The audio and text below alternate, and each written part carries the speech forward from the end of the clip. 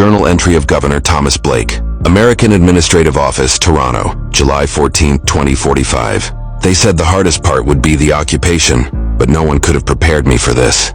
I've been governor of what used to be Canada, Toronto, more specifically, for just 6 months now, and every day feels like we're walking a tightrope. The city feels as if it's holding its breath, waiting to see if this new arrangement is permanent or just a cruel, surreal blip in history. The locals tolerate me more than respect me. They still see me as an outsider, an agent of an unwelcome takeover, a symptom of the deeper tensions that led us here. When I walk down Yonge Street with the American flag at my back, people avert their eyes. This isn't a place that embraces its new American identity. I don't think it ever will. We tell ourselves this is a partnership.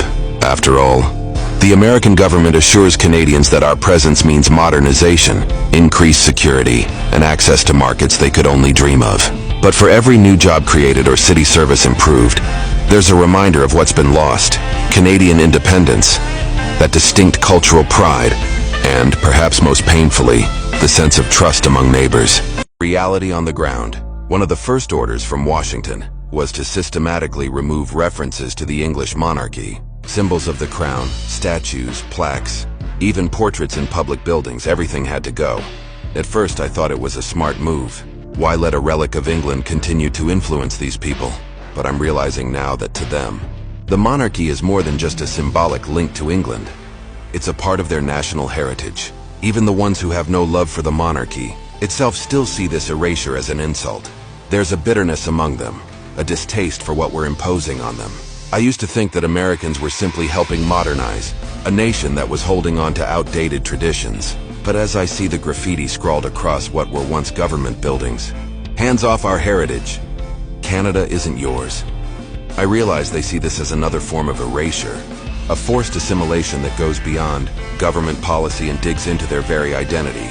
Shadows of resistance. Resistance movements are harder to quantify, harder to stamp out, especially in a place like Canada, where a quiet defiance beats louder than any anthem. We've had reports of organized resistance cells in the suburbs, rumored to be ex-military and police personnel who didn't join the new system. They don't attack outright. They're smarter than that. They disrupt our supply lines, use digital warfare to spread propaganda, and even use the old flag to signal that, in some quiet way, Canada lives on.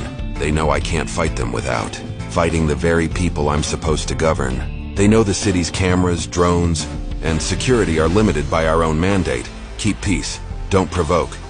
And I have to wonder, when all's said and done, will this place ever truly see itself as part of America? Or will the spirit of Canada